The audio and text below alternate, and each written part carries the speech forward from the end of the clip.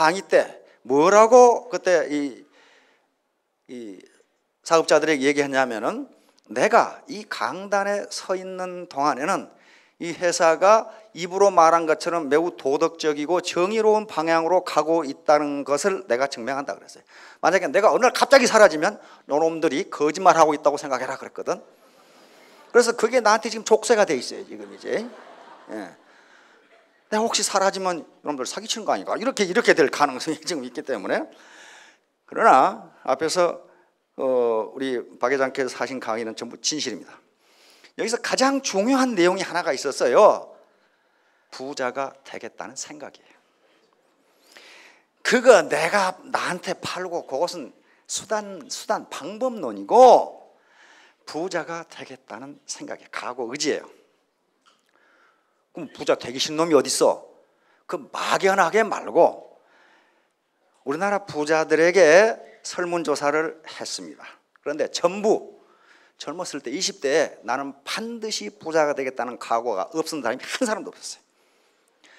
즉 부모에게 재산을 물려받은 사람을 제외하고 스스로 자수성가해서 부자가 된 사람에게 설문을 했더니 20대, 30대 나는 반드시 부자가 되겠다고 하는 각오가 있었다고 말이에요. 막연하게 잘 살면 좋은 데가 아니고요. 나는 반드시 부자가 되겠다는 의지, 각오가 있었어요. 이것이 무슨 선언적이거나 종교적인 차원이거나 정신적인 차원이 아닙니다. 이건 학문적 차원이에요. 그걸 뭐라고 부르냐 하면 자기충족적 애언이라고 부릅니다. 자기충족적 애언이라고 부르는데요, 셀프 풀필링 프로피시라고 이렇게 부르는데요, 그러니까 내가 그렇게 되리라고 생각하면 그렇게 된다. 이게 자기충족적 애언이에요. 이것을 개발한 사람은 로버트 머튼이라고 하는 하버드 대학 사회학 교수입니다. 로버트 K 머튼인데요. 다시 말하면 내가 그렇게 되리라고 믿으면 그렇게 된다. 이게 자기충족적 애언 이론이에요. 이걸 증명한 게 이제 피그말리온 효과라고 하는 그런 효과입니다. 피그말리온 이펙트라고 하는. 그러니까 다시 말하면 이것은 이미 기라성 같은 세계적인 학자들에 의해서 학문적으로 증명이 된 거예요. 내가 그렇게 되리라고 믿으면 그렇게 된다. 그렇게 된다. 그러니까 그렇게 되리라고 믿으면 그렇게가 뭐예요? 그게 목적이고 비전이고 꿈이고 그것이 구체적인 목표예요. 구체적인 목표가 없으면 그거 달성 못해요. 구체적인 목표가 없는데 뭘 어떻게 달성을 합니까? 내가 3년 이내에 판매사가 되겠다. 난 3년 이내에 뭐가 되겠다. 그때 내 소득은 얼마가 만들겠다. 그렇게 되면 거기에 맞춰 뛰게 돼 있어요. 자기가 자기에게 팔면 된다. 그거 맞는 말씀인데 그건 부자가 되기 위한 방법론이에요. 방법론. 그 방법론은 얼마든지 많이 쓸 수가 있어요. 그러나 그 키포인트가 되는 그 포커스는 부자가 되겠다고 하는 생각이에요. 자, 3인성. 우리 어르신들은 아시죠? 석삼자, 사람인자, 이룰성자, 호랑이호자, 범호자입니다. 세 사람이면 호랑이도 만들어낼 수 있다. 그럼 아시겠죠? 이 중국 분들은 기가 막히게 금방 알아버리네. 세 사람이면은 호랑이도 만들어낼 수 있다. 자, 여기 처음 오신 분들이 많은데, 그런데 나 같은 사람도 성공할 수 있을까? 있어요. 있습니다. 뿌린 대로 거둘 수 있어요. 뿌리지 않으니까 못 거두는 거지. 그 다음에 어떻게 할 것인가? 어떻게 할 것인가는 하면서 스폰서의 스폰서십을 받고 시스템에 계속 참여하면서 그리고 저희 강의를 들으면서 그 방법론이 나옵니다. 그래서 요걸 가지고 판단을 하셔야 돼요. 이 회사가 합법적으로 설립이 됐는가? 요즘 불법으로 하는 놈은 거의 없어요. 그런데 신문에 다단계 사기라고 나온 그 회사는 전부 불법입니다. 그 합법적으로 설립된 회사가 아니에요. 그리고 합법적이라 하더라도 합법적으로 사업을 하고 있느냐, 사업 방법이 합법적이냐 하는 걸 따져봐야 돼요. 그 다음에 경영자의 도덕성과 경영 능력 둘 중에 하나만 있으면 안 됩니다. 두 개 다 있어야 돼요.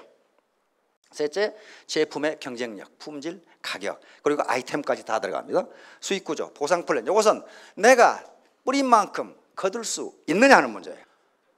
그것인가 아닌가, 비용 부담. 이것은 앞으로 남고 뒤로 미치는 건 아닌지, 수당 몇 푼 받으려고 매월 얼마씩 강제로 사야 되는 건 아닌지, 이런 것도 따져보시라고 말이에요. 그런데 제가 판단하기는 좀 합격이에요.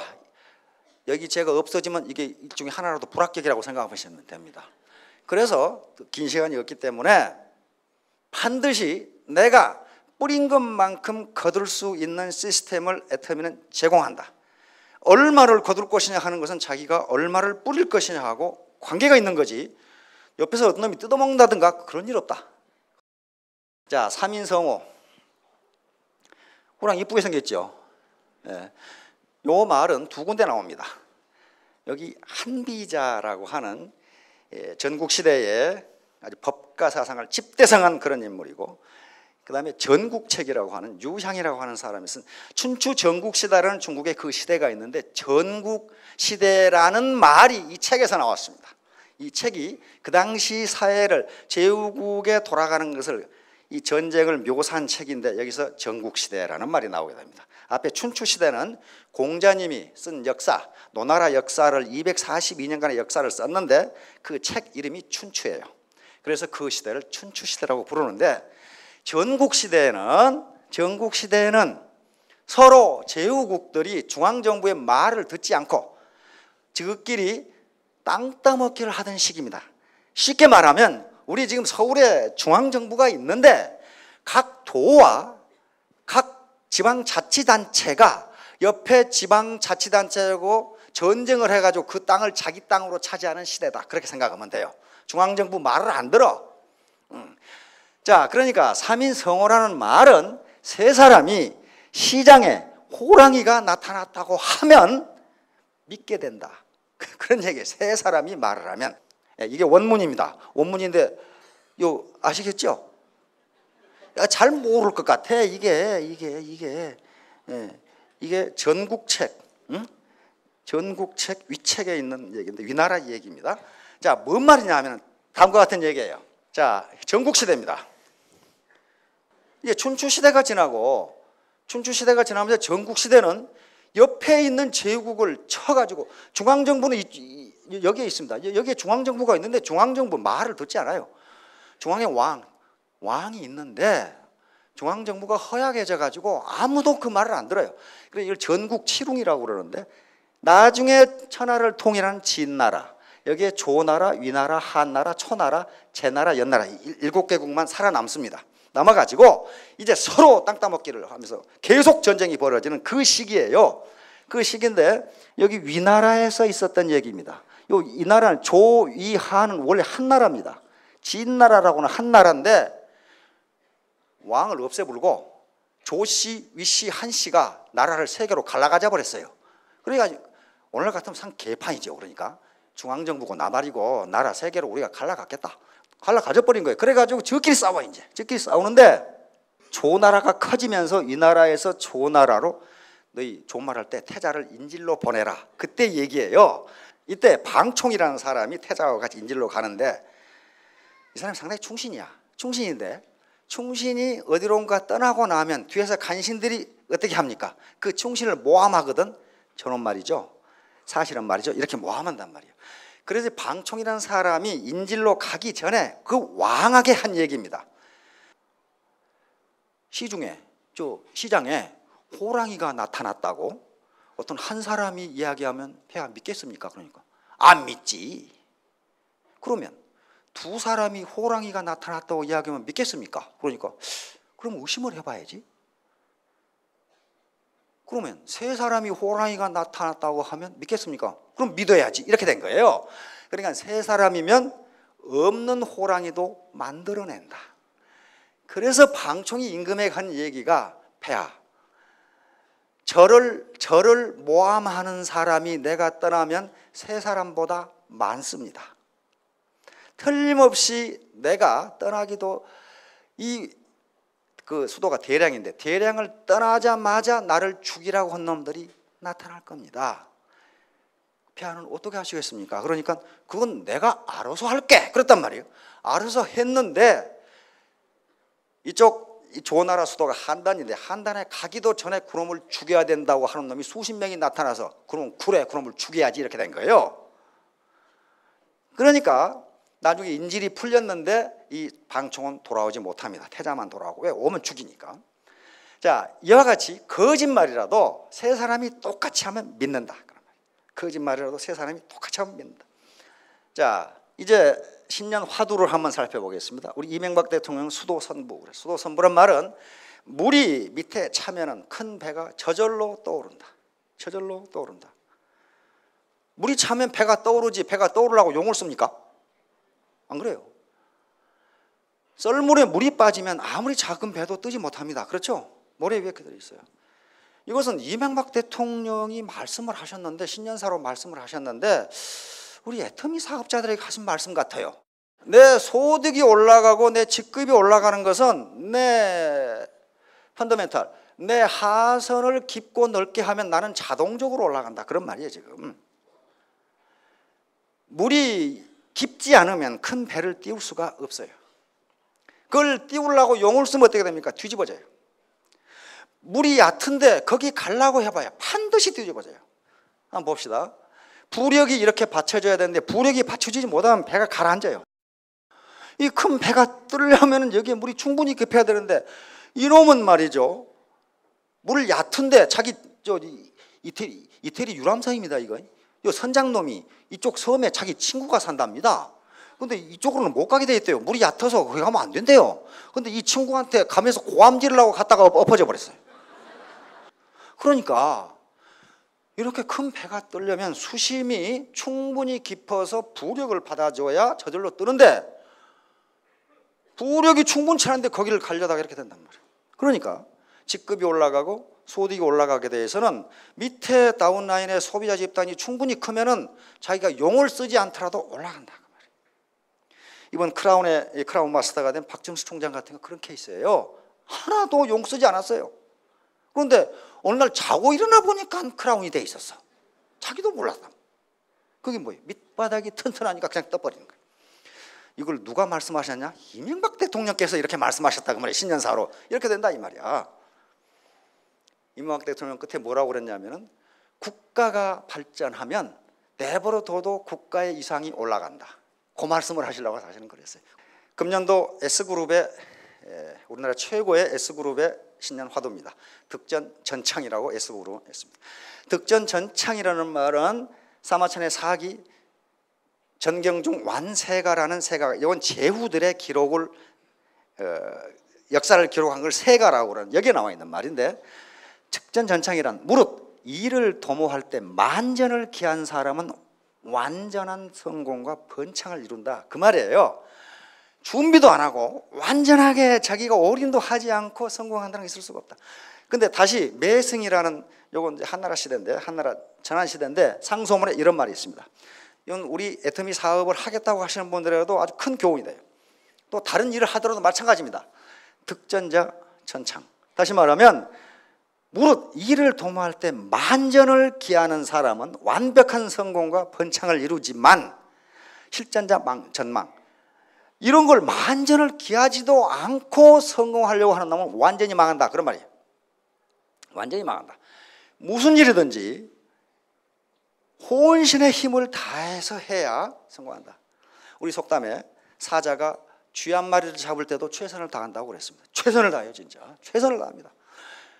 치타가 가장 빠른 짐승이 치타라고 그러는데 조그마한 무슨 풀 뜯어먹는 그 초식동물을 쫓을 때 어떻습니까? 있는 힘껏 달려서 나중에 그냥 배가 왔다 갔다 하면서 숨을 몰아쉬죠. 그렇게 하지 않고서는 그 연약한 초식동물 잡을 수 없습니다. 술술 가가지고는 못 잡아요. 그렇듯이 애터미 사업도 분명히 성공할 수 있는 기회를 제공하지만 성공 그 자체를 보장하지는 못한다. 우리 애터미의 박한길 회장이 정한 금년도 사자성어입니다. 안불망이. 편안하고 안전할 때 망할 수도 있다는 걸 잊지 말라 그 말이에요. 우리 연구소 작년에는 여시구전했습니다. 여시구전은 시대의 흐름에 맞춰서 함께 전진하자 그 말이에요. 함께 발전하자. 애터미 사업은 혼자 하는 게 아닙니다. 같이 해야 돼요. 함께 전진하자. 시대의 흐름이 뭐예요? 지금 농경사회와 산업사회를 거쳐 지식정보 사회로 갔는데 옛날 타령만 하고 있어서는 안 된다는 거예요. 그래도 내가 옛날에 뭐였는데, 과거는요 바꿀 수가 없어요. 그러나 현재와 미래는 자기 의지에 따라서 바꿀 수가 있습니다. 바꿀 수 있는 것을 가지고 노력을 해야지, 바꿀 수 없는 옛날 타령해가지고 아무 소용 없어요. 자, 금년에 재심합력, 마찬가지로 여러 사람이, 많은 사람들이 마음을 가지런하게 해서 다시 한번 한 마음으로 힘을 합하자. 이렇게 하지 않으면요 결코 성공할 수 없습니다. 1대1로 유수의 기업들의 인재들하고 경쟁해서 경쟁 우위를 가질 사람이 한 사람도 없어요. 그런데 세 사람 이상, 아까 3인 성호라고 그랬듯이 세 사람 이상이 합력하면 반드시 이길 수 있습니다. 자, 이제 사무법칙 3이 계속 나오는데요. 우리 어르신들 동동구리무장수 아시죠? 옛날 장에 가면 이렇게 하고 뭐 이렇게 하고 여기다 하모니카 불어 제끼고 이렇게 하면 여기서 둥둥둥 하다가 한참 하다가 이 구리무로 말할 것 같으면 이렇게 팔고, 그렇죠? 이게 다 없어지고 이 양반이 우리나라 동동구리무장수 기능 보유자입니다. 문화재입니다. 문화재. 그 공연하는 장면이에요. 그런데 옛날 시골에 장에 가면은 저도 여러 번 따라다녔거든요. 이렇게 울리기 시작하면 처음에는 사람들이 그냥 이렇게 보고 지나가다가 한두 사람이 모이면 그때부터는 구경꾼들이 빙 둘러싸요. 그렇죠? 많은 구경꾼들이 모여요. 야바이꾼들도 마찬가지죠. 무슨 뭘 세 개 가지고 왔다 갔다 하는데 잘 이렇게 하다가 무슨 컵을 딱 뒤집어 엎어요. 그러면 이게 맞히면은 몇 배 그러잖아요. 근데 내 맞히는 한 놈도 못 봤어. 어떻게 그렇게 하는지. 근데 이 주변에 나중에는 야바이 한 놈보다 구경꾼이 더 많아. 쭉 둘러싸가지고. 악대차 효과 마찬가지예요. 악대차가 지나가면은 꼬맹이들이 뒤따라가기 시작해. 그러면 다른 놈들은 뭐 때문에 간지를 먹고 같이 따라가. 특히 시골에 소독차가 오면 다 따라가. 그 주위에 꼬맹이들 들어있다는 건 분명해. 그렇죠? 다 따라가. 자, 왜 이런 현상이 일어나는가? 그게 이제 학문이에요. 그게 우리는 뭐 그런가 보다 그러는데 또 미국 사람들은 호기심이 많아서 왜 이런 현상이 일어나는가를 연구하기 시작했습니다. 사무법칙과 동조를 하는 스탠리 밀그램 교수라고 하는 대단히 유명한 교수입니다. 심리학 교수인데요. 작은 세상 효과라고 하는 것을 발견한 그 학자입니다. 하버드 대학의 학자이고. 그런데 왜 이런 현상이 일어나는가? 그래서 이 양반이 실험을 했습니다. 뉴욕의 번화가에서 어떻게 시켰냐면 한 사람에게 지나가다가 갑자기 저 건물을 이렇게 보도록 했어요. 그다음에 두 번째는 이렇게 지나가다가 한 놈이 보고 두 사람이 이렇게 보도록 했고, 세 번째는 세 사람이 그렇게 보도록 했어요. 저 건물에 아무것도 없어. 아무것도 없는데 지나가다가 갑자기 서서 이걸 보라 이거야. 두 사람, 세 사람. 그런데 어떤 현상이 비춰졌느냐? 한 사람이 그렇게 했을 때는 지나가던 사람의 42%가 그걸 보더라 이거야. 저기 뭐가 있나? 보니까 아무것도 없거든?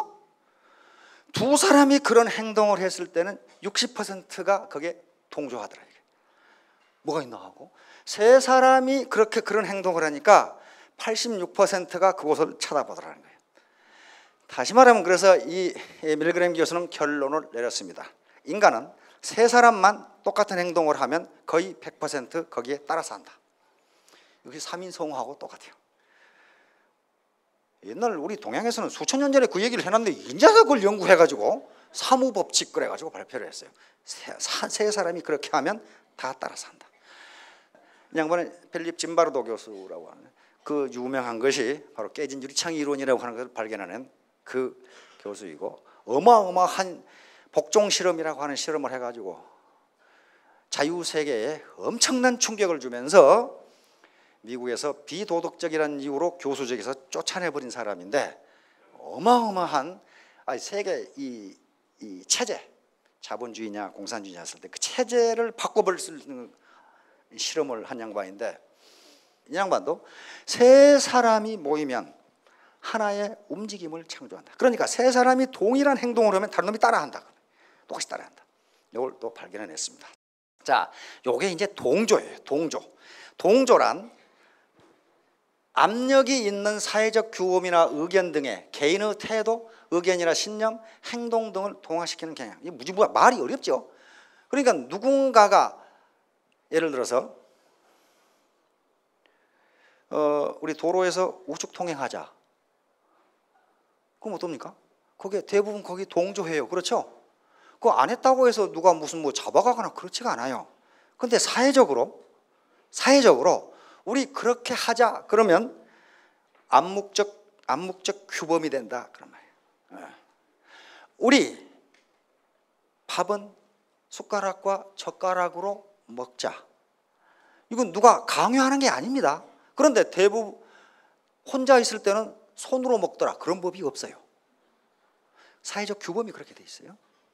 이게 동조예요. 누군가가 사회적으로 대다수 사람이 그렇게 하면 나는 그렇게 하기 싫지만은 거기에 따라간다.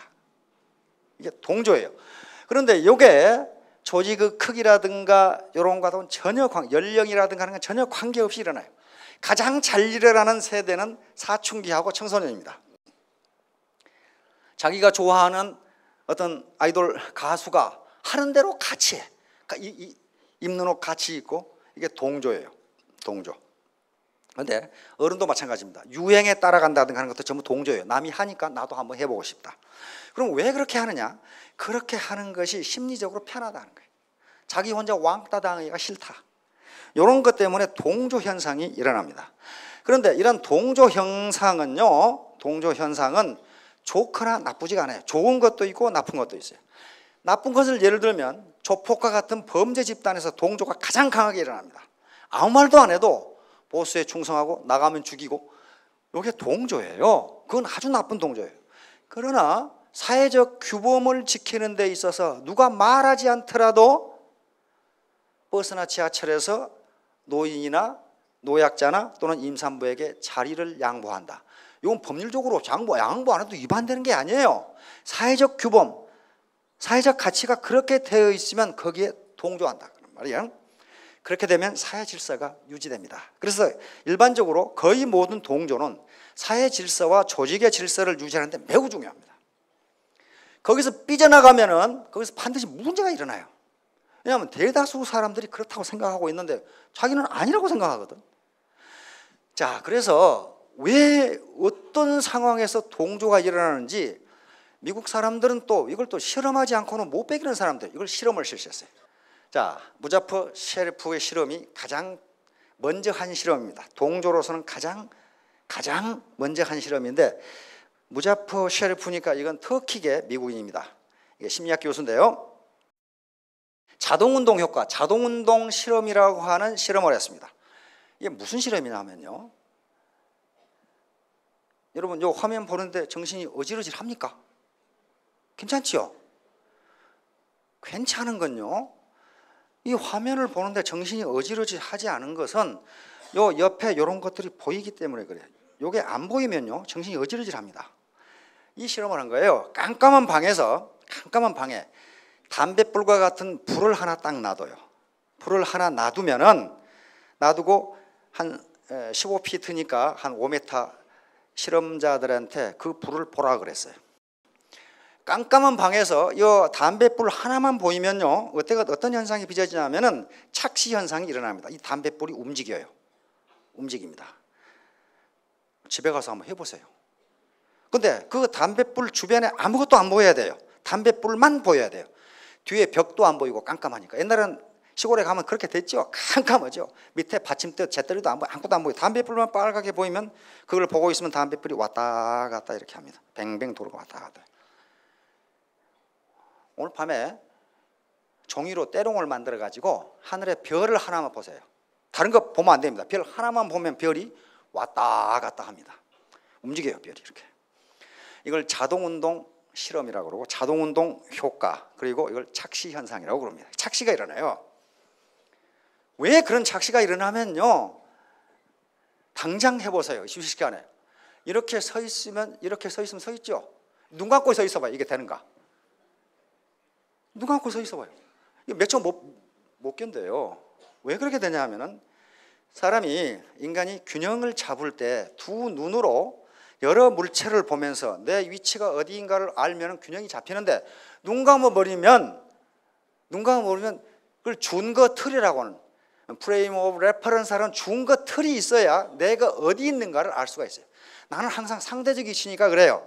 상대적 위치니까 준거 틀이 없으면 아무 판단을 할 수가 없어요. 예를 들면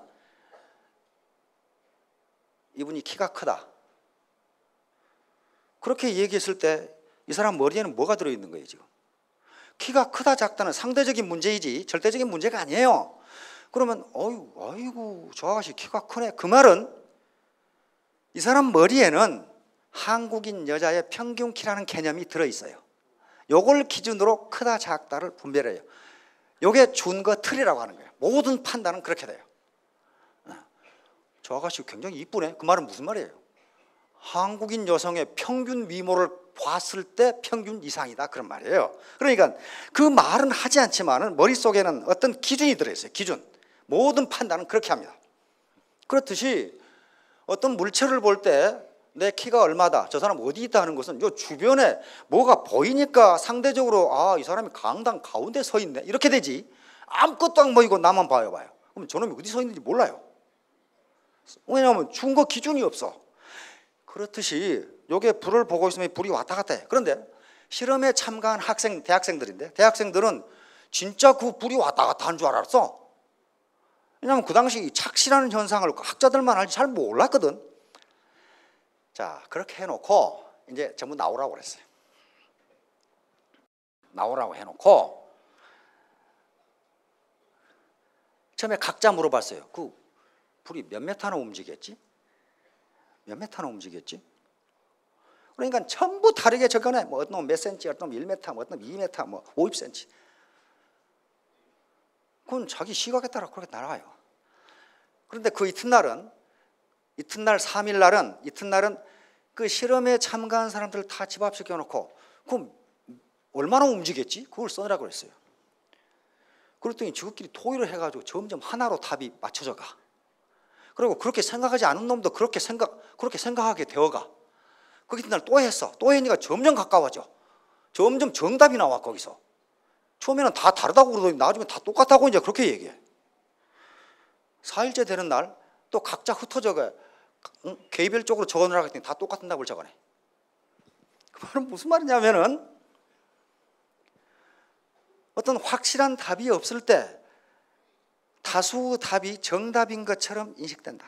정답인 것처럼. 그래서 자기는 그렇게 생각하지 않지만은 저 사람들이 그렇다고 하면 그럼 맞을 것 같은데 그렇게 얘기한단 말이에요. 그래서 실험을 했어요. 이제 이 실험을 발표한 이걸 동조다 이렇게 발표하니까 게슈탈트 심리학자들이 비판을 가합니다. 그것은 실제 불이 움직이지 않고 착시 현상으로 정확한 답이 없기 때문에 보는 사람마다 다 다르니까 나중에 하나로 의견이 모아져 간 거다. 그래서 동조가 일어난 거지 명확한 답이 있는 것은 안 그렇다. 그래서 당장 실험을 실시했습니다. 이 실험이요, 솔로몬 애쉬는 앞에 무자페 셰리프의 실험을 아주 신랄하게 비판을 했어요. 그거야 정답이 없으니까 죄다 토의해가지고 하나로 했지 정답이 명확한 것은 안 그렇다. 동조 안 한다. 그렇게 생각했단 말이에요. 자, 요 선문을 제시했어요. 요 카드입니다. 이 카드를 보여주고 요 3분 잘 봤지? 그리고 요걸 제시해가지고 요것하고 길이가 같은 걸 찾아라 그랬어요. 어떤 게 같아요? C죠. 여기 또 B라고 하는 사람이 있을 수가 있습니다. 실험을 해보니까 100명 중에 99명이 C라고 답을 하더랍니다. 그런데 그 중에 한 명이 요 B라고 답을 해. 이분은 그러니까 어떤 생명이거나 뭐가 있겠죠. 그러나 99%가 정답을 맞췄어요. 자, 이건 명확하죠. 이게 착시가 보통 일어나지 않으면 이 길이하고 같다 하는 걸 모르는 사람이 거의 없어요. 누구나 다 쉽게 알아요. 그러면 다음 실험을 했습니다. 이쪽 7명을 실험 대상자로 삼았어요. 삼아가지고 요 오른쪽에 계시는 한 분만 진짜 실험자예요. 실험자고 요 6분은 사전에 말을 맞췄어. 즉 실험자가 이 애쉬 교수가 이렇게 대답하세요 하고 얘기를 했단 말이에요. 그러니까 끝에 참가한 실험자만 진짜 실험자, 이 사람은 몰라. 그냥 오락에서 왔어. 6사람한테 뭐라고 대답하도록 했냐면은 요거다고 요거다고 같다고 주장해라, 이렇게 했어요. 그래 놓고 진짜 실험자에게 가장 늦게 대답하도록 했어요. 가장 늦게. 그리고 첫 번째 실험자가 이거다고 이거다고 같네, 이렇게 얘기했단 말이에요. 그러니까 맨 끝에 사람이 좀 당황해. 그러다가 둘째 사람도 나도 그런데 이렇게 갔는데, 6사람까지 이렇게 하니까 이 사람이 매우 당황해가지고 나도 그런데 이거다고 이거다고 같은데, 이렇게 대답합니다.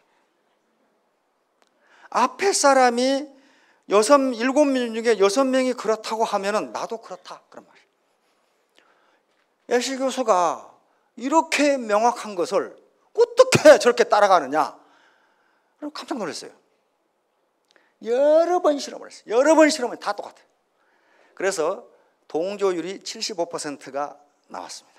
다시 말하면 100명 중에 75명이 요거다고 요거다고 같다고 그렇게 대답한다. 왜? 앞에 6사람이 그렇게 대답을 했거든. 단지 100명 중에 25%만 자기 고집을 끝까지 지킨 사람이었어요. 75%는 거의 대부분이에요. 그래 놓고 나중에 인터뷰를 했어. 왜 이거다고 이거다고 같다고 했냐, 자료 재보니까 이거다고 같은데, 그러니까 이거다고 같다고 맨 나중에 이 선택한 진짜 실험자가 제가 착시를 일으킨 것 같은데요. 그러니까 자기가 앞에 사람을 따라서 했다는 걸 자기도 몰라. 자기도 모르고 내가 착시를 일으킨 것 같다, 이렇게 대답을 한 거예요. 자, 그러면 이제 문제는 앞에 몇 사람이 그렇게 대답할 때 마지막 진짜 실험자가 따라가느냐 하는 거예요. 몇 사람이 그렇게 대답할 때, 몇 사람이 오답을 말할 때 맨 끝에 있는 진짜 실험자가 거기에 따라가느냐. 여러 사람을 놓고 실험을 했더니 2사람인 경우에는 따라가지 않았습니다. 2사람인 경우에는 자기 고집을 폈는데 3사람이 그렇게 했을 때 가장 크게 효과가 나타났어요. 이 사람도 이거 같다고, 이 사람 3사람이 그렇게 하니까 마지막 사람도 나도 그러네, 그렇게 따라. 다시 말하면 사무의 법칙이 여기서 정확하게 적용됩니다. 3사람이 똑같은 얘기를 하면 그것이 거짓말이라도 참말이 된다. 이건 미국에서 실험한 겁니다. 미국 사람은 굉장히 실용주의적이고 합리적이에요. 굉장히 과학적입니다. 그런데도 이렇게 따라가. 한국에서 했으면 아마 99% 따라갈 거예요. 여기 나오죠. 회식으로 가서 나 짜장면, 그러면 나도 볼 것 없어, 다 짜장면, 다 짜장면.